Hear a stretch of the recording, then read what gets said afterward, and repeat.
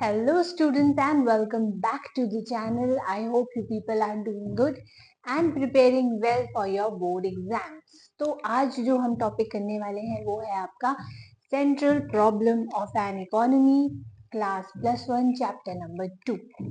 ठीक है, first chapter I hope आप लोगों को क्लियर होगा जिसमें हमने इकोनॉमी और इकोनॉमिक्स के बारे में पढ़ा था. This is the second chapter that we are starting today.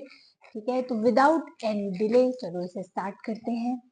तो आपका चैप्टर का नाम पहले क्लियर कर लेते हैं. चैप्टर का नाम है central problem of economy. Central problem मतलब एक ऐसी समस्या जो पूरी इकोनॉमी फेस कर रही है. ठीक है, अब वो प्रॉब्लम क्या है? वो प्रॉब्लम है एलोगेशन ऑफ रिसोर्स. अब ये एलोगेशन क्या है? New words are introducing. हर वर्ड्स को समझते हुए चलते हैं. एलोगेशन का मतलब होता है एक रिसोर्स को आपके टुकड़ों में डिवाइड करना या एक रिसोर्स को मल्टीपल यूजेस में यूज करना. फॉर एग्जाम्पल, आप मिल्क को यूज कर रहे हैं as a in making of cheese, in making of your butter, in making of your buttermilk and all that things. तो वो क्या हो गया? allocation of your resource. मतलब सॉरी, आपने मिल्क को डिफरेंट यूजेस में यूज किया है, उसके पोर्शंस को डिवाइड कर कर. ठीक है, अब देखिए, जब ये अब देखो, तीन तरह के सेक्टर्स थे आपकी इकोनॉमी में. हम हमेशा से पढ़ते आए हैं production sector, distribution sector and your consumption sector. जो मेन सेक्टर है आपका इकोनॉमी का, या जहां से दिक्कत शुरू होती है, ये जो सबसे ज्यादा दिक्कत फेस करते हैं, वो होता है आपका प्रोडक्शन सेक्टर. अब देखिए, प्रोडक्शन सेक्टर को ये दिक्कत क्यों आती है? अब देखो, ऐसा तो है नहीं कि आप पहले रिसोर्स को डिस्ट्रीब्यूट कर दोगे, फिर कंज्यूम करोगे और फिर प्रोड्यूस करोगे. ऐसा तो नहीं होगा. सबसे पहले प्रोडक्शन होगी, चीज बनेगी, उसके बाद आप उसको डिस्ट्रीब्यूट करेंगे, उसके बाद आप उसको कंज्यूम करना शुरू करेंगे. ठीक है, और फिर से वो चीज प्रोड्यूस होगी. तो जहां से मेन आपका शुरू हो रहा है, वो ही ये चीज फेस करती है, that is your production sector. अब प्रोडक्शन सेक्टर क्यों ये चीज फेस करता है? क्योंकि प्रोडक्शन सेक्टर का काम ये है, या प्रोडक्शन सेक्टर जो प्रोड्यूसर है वो ये सोचता है कि इकोनॉमी में भले ही किसी के पास ज्यादा पैसे हों, किसी के पास कम पैसे हों, लेकिन जो प्रोडक्ट वो बना रहा है, जो वो गुड्स एंड सर्विसेज प्रोड्यूस कर रहा है, वो हर सेक्टर ऑफ पीपल को या हर सेक्टर ऑफ ह्यूमन बीइंग को मिले. ठीक है, उसकी इसी कोशिश की वजह से वो बहुत सारी प्रॉब्लम्स को फेस करते हैं. ठीक है, अब आप समझ गए सेंट्रल प्रॉब्लम क्या है. अब ये प्रॉब्लम क्यों अराइज होती है? ये प्रॉब्लम मेन रीजन जो अराइज इसके करने का है वो है कि हमारे पास जो रिसोर्सेज हैं वो लिमिटेड है. मतलब वो रिसोर्स ऐसा कोई रिसोर्स नहीं है जो खत्म ही नहीं होगा कभी. बस एक ही रिसोर्स है, सनलाइट, जो खत्म नहीं होगी. ठीक है, अब देखो, जो मैन मेड रिसोर्सेज हैं आपके, वो ऐसा तो है नहीं कि कभी खत्म नहीं होंगे. मिल्क मैन से आप मिल्क लेने जाते हैं, क्या उसके पास कभी मिल्क खत्म नहीं होता? उसके पास लिमिटेड स्टॉक में मिल्क आता है, और वो मिल्क उसने अपने सारे कंज्यूमर्स को देना है. ठीक है, लिमिटेड स्टॉक में पेट्रोल है हमारे पास, क्योंकि मिलियन ऑफ इयर्स लगते हैं उसको बनने में, लेकिन हम ह्यूमन बींग्स उसको आवर्स में कंज्यूम कर लेते हैं, मिनट्स में कंज्यूम कर लेते हैं. ठीक है, विदाउट थिंकिंग की फ्यूचर जनरेशन, या विदाउट थिंकिंग की प्रेजेंट जनरेशन में जो लोग हैं उनको वो रिसोर्स मिल रहा है या नहीं मिल रहा. तो देखो, इकोनॉमिक प्रॉब्लम क्या होती है आपकी? is the problem related to the allocation of resources to different use. Allocation का क्या मतलब है? To divide the resources into multiple uses. Got it? अब प्रॉब्लम क्यों हो रही है, कॉज क्यों हो रही है ये प्रॉब्लम? सबसे पहले, अनलिमिटेड वांट्स. अनलिमिटेड वांट्स का मतलब ये है कि मेरी जो जरूरत है वो कभी पूरी नहीं होती. जरूरत है इंसान की कभी पूरी नहीं होती. आज मुझे ये चाहिए तो कल मुझे कुछ और चाहिए होगा, ठीक है, अब मेरे पास वो चीज आ जाएगी तो मुझे फिर कुछ और चाहिए। मैं कभी फुली सेटिस्फाइड अपनी लाइफ में नहीं हो सकती। ठीक है, अब देखो एक नॉर्मल स्टूडेंट है, वो क्या सोचता है, यार मुझे इस बार 70% लेने, एवरेज स्टूडेंट 70% आ गए, अब वो सोचेगा यार 80 लेने हैं, 80 आ गए, अब 90 लेने हैं, अब मुझे फर्स्ट आना है, मुझे 100% लेना है, अब मुझे गवर्नमेंट जॉब चाहिए, अब मुझे हायर पोजीशन चाहिए, अब मुझे गाड़ी चाहिए, बंगला चाहिए, ये चाहिए, वो चाहिए। Your real wants are never ending, right? वैसे ही रिसोर्सेज के साथ है कि जब हमें एक रिसोर्स मिल जाता है तो हमें कुछ और चाहिए, कुछ और चाहिए। इसलिए हमारी वॉन्ट्स क्या है, अनलिमिटेड, जो एक इकोनॉमी पूरी नहीं कर सकती।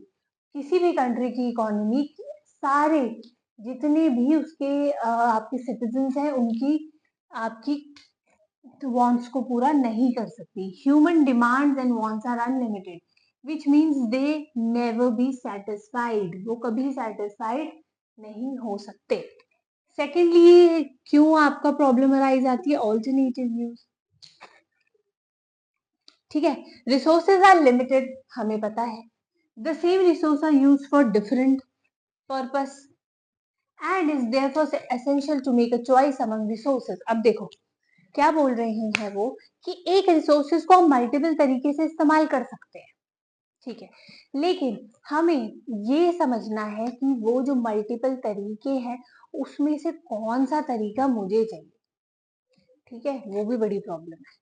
ठीक है, ये भी एक काफी बड़ी प्रॉब्लम है ऑल्टरनेटिव यूज की, कि आप कौन सा तरीका इस्तेमाल करना चाहते हैं। अब देखो जैसे फॉर एग्जांपल पेट्रोल है, व्हीकल्स के लिए तो यूज हो ही रहा है, और किस चीज के लिए यूज हो रहा है, ड्राई क्लीनिंग ऑफ क्लोथ्स के लिए भी पेट्रोल यूज होता है।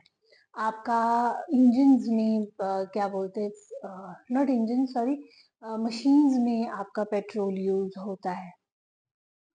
ठीक है, और भी पेट्रोल के बहुत मल्टीपल यूजेस है। अब मल्टीपल यूजेस में से, ऑल्टरनेटिव यूजेस में से मुझे कौन सा यूज करना है, ठीक है, वो मुझे चूज करने में प्रॉब्लम आती है। नेक्स्ट है आपका स्केर्सिटी ऑफ रिसोर्सेज। स्केर्सिटी मतलब कमी, कमी तो है ही। रिसोर्सेज लाइक, अब देखो रिसोर्सेज जो आपका लैंड है, लेबर है, कैपिटल है। अब लैंड है, जमीन है, ठीक है, क्या सबके पास जमीनें हैं? नहीं, बहुत सारे हमारे देश में या हमारे वर्ल्ड में ऐसे लोग हैं जो लैंडलेस है, ठीक है, जो सड़क पे सो रही हैं या रेंटेड है, जिनके पास अपना खुद की जमीन नहीं है। ठीक है, या आपका लेबर। अब देखो ह्यूमन कैपिटल की भी तो कमी है, ऐसा नहीं है कि सिर्फ आपके नॉन लिविंग थिंग्स की कमी है, लिविंग थिंग्स की भी कमी है, लेबर की भी कमी है। ठीक है, वेज रेट उनको प्रॉपर नहीं मिलता, तो वो काम क्यों करेंगे। ठीक है, कैपिटल पैसों की तो सभी को कमी रहती है, is insufficient as compare to demand. ठीक है, अब for construction purpose, for your constructing new buildings, parkings, modernization, इन सब चीजों की वजह से क्या हो रहा है, लैंड रैपिडली एक्वायर हो रहा है, और एक नॉर्मल इंसान को घर बनाने के लिए ही दिक्कत हो रही है, क्योंकि वो लैंडलेस है। अगर उनके पास लैंड है भी तो वो इनसफिशिएंट है उनकी फैमिली या इन सब चीजों के लिए। ठीक है, कैपिटल की कमी है, लोगों के पास पैसे की कमी है। ठीक है, जितना वो अर्न कर रहे हैं उससे ज्यादा स्पेंडिंग्स कर रहे हैं। ठीक है, तो इस चीज की भी कमी है। तो एक इकोनॉमी के अंदर जो प्रॉब्लम है वो ये प्रॉब्लम है कि एक तो वेल्थ इक्वली डिवाइड नहीं कर सकती इकोनॉमी किसी भी देश की। दूसरी बात, लेबर, लैंड, ये भी हम इक्वली डिवाइड नहीं कर सकते। ठीक है, बिकॉज वो हमारे हाथ में ही नहीं होता। अब आप समझे कि इकोनॉमिक प्रॉब्लम क्या है और ये क्यों अराइज होती है। ठीक है, अब इसके बारे में थोड़ी और चीजें जानते हैं।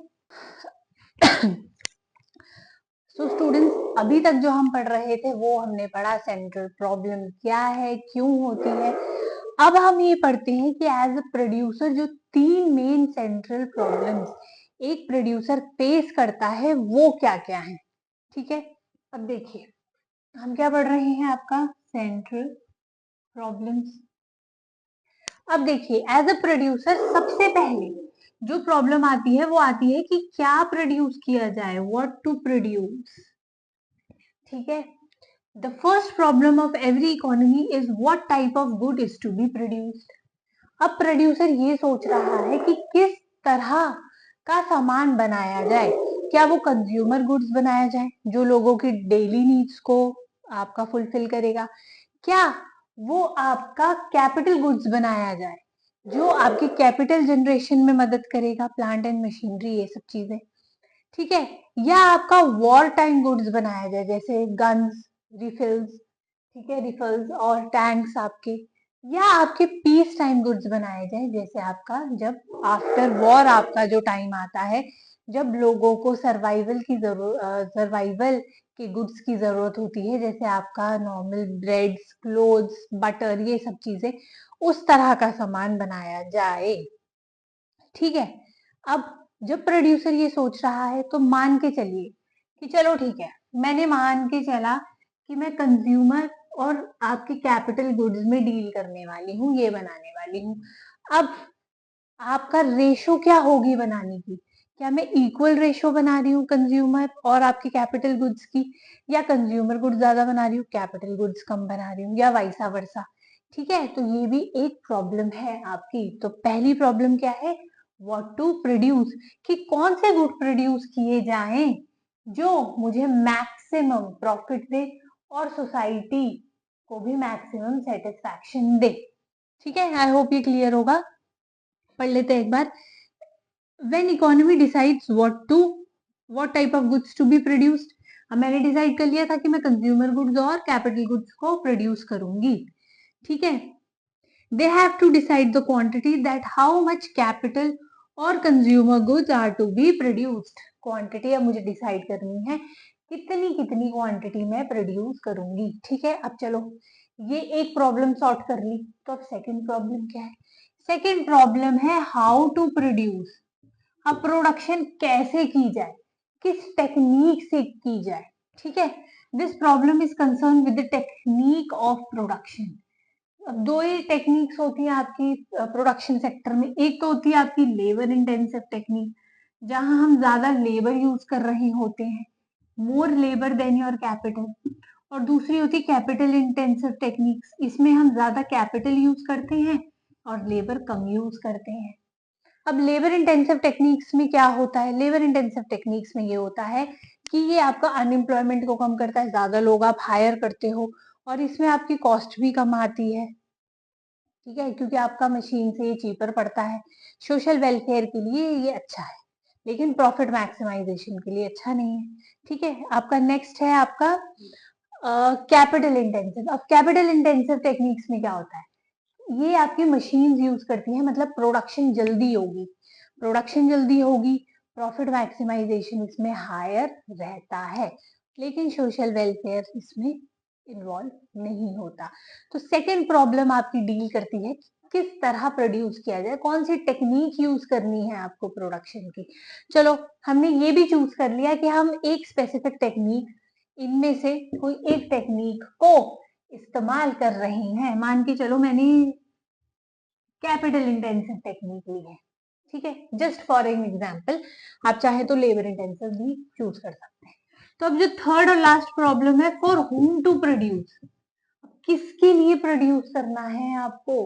अब हम ये सब जानते हैं कि there is an unequal distribution of income and wealth in our society, equal distribution is not possible. तो अब किसके लिए प्रोड्यूस करें, सोशल वेलफेयर करें या अपना प्रॉफिट सोचें। ठीक है, तो देखो क्या लिखा है, this problem is related with distribution of goods and services और डिस्ट्रीब्यूशन ऑफ इनकम। अब ये प्रॉब्लम क्या है कि भैया सब में कैसे आप वो कर सकते हैं, गुड्स एंड सर्विसेज को इक्वली डिस्ट्रीब्यूट कर सकते हैं, इक्वल वेल्थ डिस्ट्रीब्यूशन होगी। अब अगर मैं आपका इक्वल डिस्ट्रीब्यूशन करती हूँ तो सोशल वेलफेयर के लिए ये चीज तो बहुत अच्छी है, लेकिन यहाँ मेरी मेरी कोई ग्रोथ नहीं है, मेरी कंपनी की कोई ग्रोथ नहीं, मेरी कंपनी की कोई ग्रोथ नहीं है, तो मतलब आपके इंडस्ट्रियल सेक्टर की ग्रोथ कम है, स्लो है, और जीडीपी आपका नीचे जाएगा। भारत थोड़ा सा आपका स्लो लेवल पर ग्रोथ करेगा। या कोई भी कंट्री स्लो लेवल पर ग्रोथ करेगी।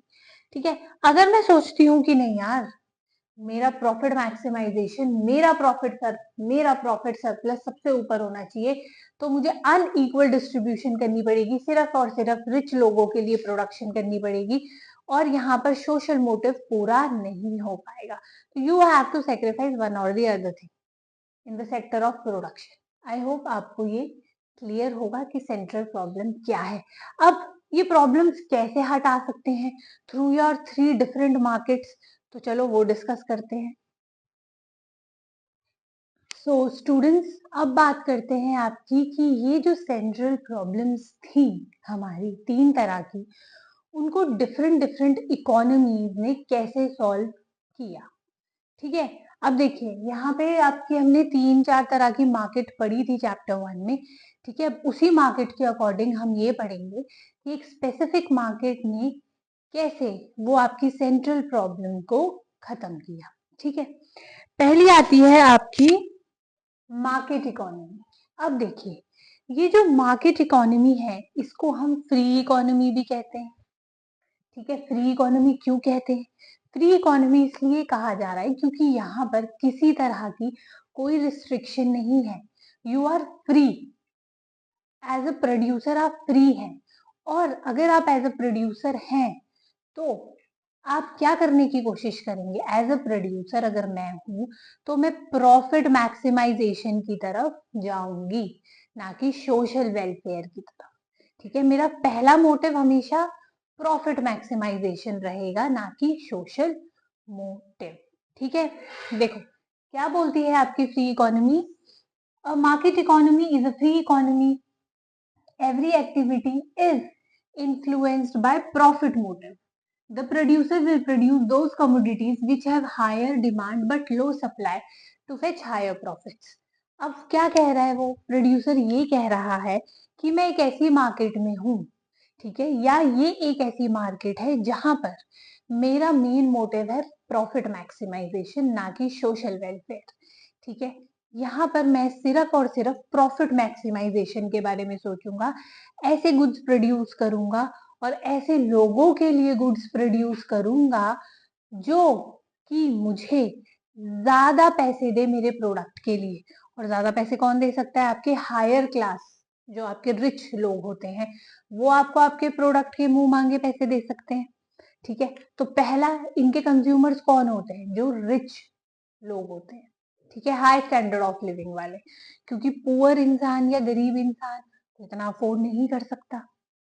ठीक है, दूसरा वो प्रोड्यूस करना चाहेंगे जिसकी डिमांड बहुत ज्यादा है और सप्लाई कम है।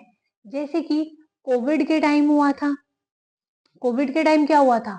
आपके जो कंज्यूमर क्या बोलते गुड्स थे, नॉर्मल कंज्यूमर गुड्स, उनकी भी शॉर्टेज हो रही थी। तो प्रोड्यूसर्स या सेलर्स क्या कर रहे थे? मुंह मांगे दाम मांग रहे थे, क्योंकि उस टाइम हमारे पास कोई ऑप्शन नहीं था एज अ कंज्यूमर। आपको खरीद, वो तो जरूरत है तो खरीदना ही था।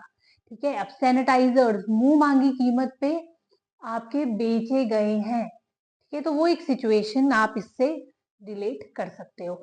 तो मार्केट इकोनॉमी या आपकी फ्री इकोनॉमी एक ऐसी मार्केट है जहां पर producer is free to charge, और a producer main motive is to earn profit, social not for the social welfare. He is not producing for the social welfare, but he is producing for the profit maximization. He will produce those goods which are higher in demand and whose supply is low.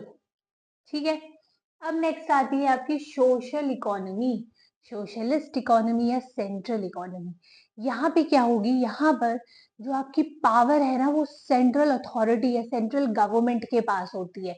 मतलब जब भी power आपकी government के हाथ में होती है ना, तो सरकार क्या सोचती है? अब यहाँ पर सोशल वेलफेयर इंट्रोड्यूस होगा, ना कि प्रॉफिट मैक्सिमाइजेशन। वो चीजें प्रोड्यूस की जाएंगी जो एक आम आदमी खरीदेगा, जो एक आम आदमी खरीद सकता है। एक ऐसी इकोनॉमी जो सोशल वेलफेयर के लिए काम कर रही है, ना कि आपकी प्रॉफिट मैक्सिमाइजेशन के लिए। देखिए, decision related to central problems are taken by appointed government, जो उस टाइम गवर्नमेंट चल रही होगी वो आपके डिसीजंस लेगी। Those goods and services are produced with which the central authority thinks would be best for the society. वो चीजें प्रोड्यूस की जाएंगी और उस प्राइस पर प्रोड्यूस की जाएंगी जो सोसाइटी के लिए आपकी बेनिफिशियल होंगी। क्लियर। नेक्स्ट आता है आपका मिक्स्ड सोसाइटी। अब मिक्स्ड सोसाइटी क्या है? Market economy, market plus your social, चलो जो नाम लिखा है वही लिखते हैं, सोशलिस्ट इकोनॉमी का कॉम्बिनेशन। इसका क्या मतलब है? इसका मतलब ये है कि कुछ डिसीजंस तो प्रोड्यूसर अपनी मर्जी से ले सकता है for your profit maximisation, right, but कुछ डिसीजंस आपके गवर्नमेंट के हाथ में भी हैं। मतलब यहाँ पर कुछ डिसीजंस जब गवर्नमेंट लेगी तो वो सोशल वेलफेयर के लिए लेगी। अब इसका एक बहुत अच्छा एग्जाम्पल हो सकता है कि जो आपके प्रोड्यूसिंग सेक्टर्स है ना, जो प्राइवेट सेक्टर्स है, वो तो प्रॉफिट मैक्सिमाइजेशन के लिए काम करते हैं, ठीक है, वो आपके प्रोड्यूसर के हाथ में, वहां पर आपका सरकार की कोई इंटरफेरेंस नहीं है, तो वो तो आपके प्रॉफिट मैक्सिमाइजेशन के लिए ही काम करेंगे, ठीक है। अब इसमें एक सेक्टर तो हो गया कंप्लीट। अब सेकंड सेक्टर, क्योंकि हमने इसमें सोशल भी इन्वॉल्व किया है, तो अब गवर्नमेंट कैसे इस इकोनॉमी में इन्वॉल्वमेंट लेगी? जैसे आपके रेलवेज के फुली डिसीजंस गवर्नमेंट के हाथ में होते हैं। अब गवर्नमेंट के हाथ में है, इसका मतलब वो सोशल वेलफेयर के लिए काम करेगी। जो आपके टिकट्स हैं वो आपके as comparison to your other transportation सस्ते होते हैं रेलवे टिकट्स, तो वहां पर गवर्नमेंट अपना रोल निभाती है सोशल वेलफेयर का, ठीक है। एक क्विक रिवाइज कर लेते हैं इसको। हम पढ़ रहे हैं कि आपकी प्रॉब्लम्स, जो सोशल प्रॉब्लम्स है, सेंट्रल प्रॉब्लम्स है, वो कैसे सॉल्व कर सकते हैं। तो पहले एक मार्केट आई है, मार्केट इकोनॉमी। यहाँ पर आपका प्रोड्यूसर सिर्फ प्रॉफिट मैक्सिमाइजेशन के बारे में सोचेगा। वो टेक्निक अपनाएगा जहां पर उसकी कॉस्ट ऑफ प्रोडक्शन लो हो लेकिन प्रॉफिट मैक्सिमाइजेशन हाई हो, ठीक है। नेक्स्ट आता है सोशलिस्ट इकोनॉमी। इसमें सरकार क्या करती है? इसमें सरकार सोशल वेलफेयर के लिए ही काम करती है, आपका सोसाइटी के लिए काम करती है कि हर सेक्शन ऑफ सोसाइटी को आपका बेनिफिट मिले। मिक्स्ड इकोनॉमी जैसे कि भारत, यहाँ पर आपका प्रोड्यूसिंग सेक्टर, प्रॉफिट मैक्सिमाइजेशन भी और गवर्नमेंट सेक्टर भी साथ साथ चलते हैं, ठीक है। आई होप आपको ये क्लियर होगा, ठीक है। अगर कोई भी डाउट है आपको इस क्लास में तो आप कमेंट सेक्शन में पूछ सकते हैं। Till then all the best. Class हम यहीं पर खत्म करते हैं, ठीक है। कल फिर मिलेंगे एक न्यू टॉपिक के साथ। If you like the video please do like and subscribe and share with your friends.